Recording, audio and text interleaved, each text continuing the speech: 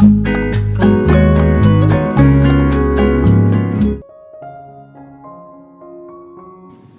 Everyone, welcome back to my channel Bengali kitchen.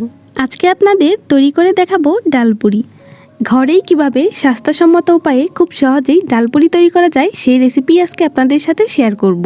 আশা করি আপনাদের ভালো লাগবে। আর নিত্য নতুন এরকম আরও রেসিপি পেতে আমার চ্যানেলটিকে সাবস্ক্রাইব করে পাশে থাকা বেল আইকনটিতে প্রেস করে দিবেন। তো চলুন দেখে নেই কিভাবে তৈরি করা যায় এই ডাল পুরি। একটা বাটিতে আমি নিচ্ছি হাফ কাপ পরিমাণ মসুর ডাল। এখন এতে পর্যাপ্ত পরিমাণ পানি দিয়ে 10 মিনিটের মতো ভিজিয়ে রাখব। 10 মিনিট পরে ডালটা খুব ভালো করে ধুয়ে সরাসরি এটাকে একটা প্যানে দিয়ে দিচ্ছি। ডালটা সেদ্ধ হওয়ার জন্য এবার এতে পরিমাণ মতো পানি দিয়ে দিচ্ছি। আর হাফ কাপ ডালের জন্য এখানে আমি 1 কাপ পরিমাণ পানি ব্যবহার করেছি। এবার স্বাদমতো দিচ্ছি লবণ, হাফ চা চামচ দিয়ে দিচ্ছি হলুদের গুঁড়া।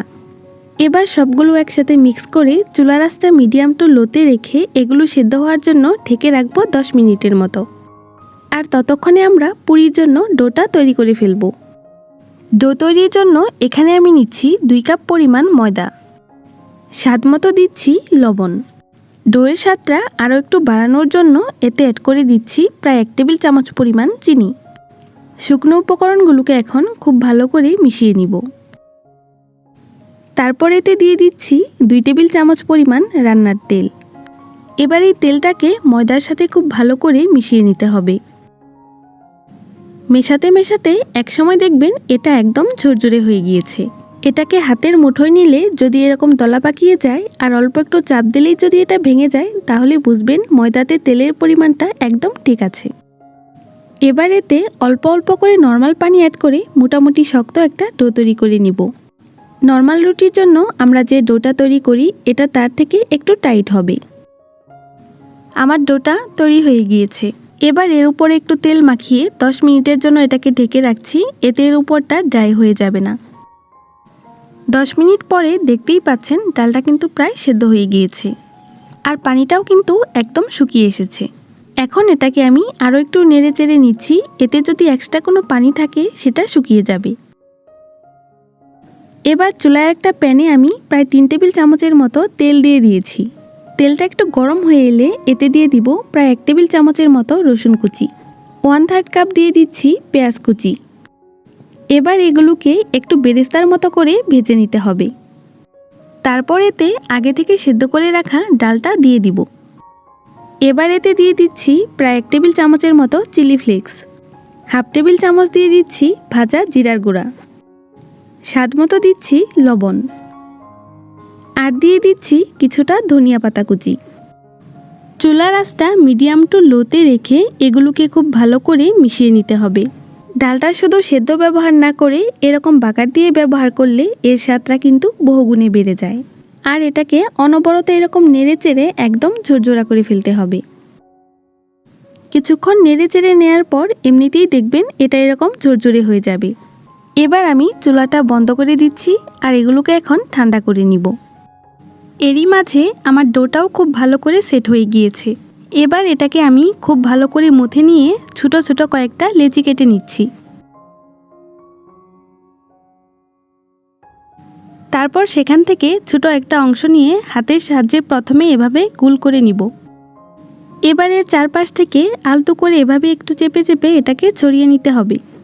মাঝখানের অংশটা অবশ্যই একটু মোটা রাখতে হবে, না হলে পরে পুরিটা বেলতে গেলে ভেতর থেকে ডালের পুরটা বেরিয়ে আসবে। এবার এর ঠিক মাঝখানে আমি আগে থেকে তৈরি করে রাখা ডালের পুরটা দিয়ে দিব। এ পর্যায়ে খুব বেশি ডাল ব্যবহার না করে পরিমাণ মতো ডাল ব্যবহার করলে পুরিটা বেলতে সুবিধা হবে। এবার এর মুখটা খুব ভালো করে সিল করে দিতে হবে। তারপর চারপাশ থেকে এটাকে এভাবে নিয়ে খুব ভালো করে মুড়িয়ে দিব। ব্যাস, পুরিটা এবার বেলার জন্য একদম রেডি।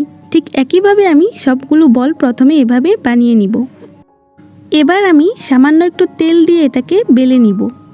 পুরি বেলার ক্ষেত্রে কিন্তু অবশ্যই তেল ব্যবহার করতে হবে, কোনো আটা বা ময়দা ব্যবহার করা যাবে না। যে পাশটা সিল করে নিয়েছিলাম সেই পাশটা নিচের দিকে রেখে এক পাশে এটাকে বেলে নিতে হবে। পুরি কিন্তু দেখতে অনেকটা লুচির মতোই, তবে এটা লুচির থেকে বেশ খানিকটা মোটা করে বেলে নিতে হয়।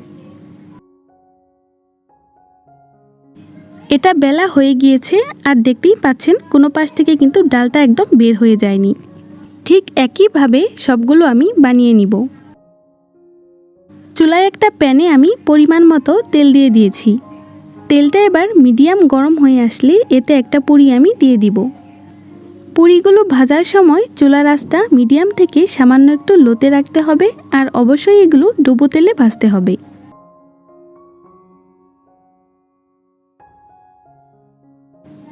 এভাবে কিছুক্ষণ উল্টে পাল্টে ভাজার পর যখন এতে খুব সুন্দর একটা ব্রাউন কালার চলে আসবে, তখন এটাকে আমি তেল থেকে তুলে নিব। একটা টিস্যুর উপর এটাকে আমি তুলে নিচ্ছি, এতে এক্সট্রা যে তেলটা থাকবে সেটাই টিস্যু শুষে নিবে। ঠিক একইভাবে সবগুলো পুরি আমি ভেজে নিব। ব্যাস, তৈরি হয়ে গেল আমার খুবই মজার গরম গরম ডাল পুরি। এর স্বাদটা কিন্তু কোনো অংশেই বাইরে থেকে কেনা পুরির থেকে কম নয়। একটা পুরি একটু ভেঙে আপনাদের সাথে শেয়ার করছি। শব্দটা নিশ্চয়ই শুনতে পেলেন। উপরটা হয়েছে ক্রিস্পি আর ভেতরটা সফট, আর সেই সাথে ভেতরে তো মজাদার সেই ডালের পুরটা আছেই। বাসায় চাইলে এভাবে ট্রাই করতে পারেন, দেখবেন বাসার ছোট বড় সবাই এটা অনেক বেশি পছন্দ করবে। আজকে তাহলে এখানেই বিদায় নিচ্ছি। সবাই অনেক ভালো থাকবেন আর আমার জন্য অনেক অনেক দোয়া করবেন। আল্লাহ হাফেজ।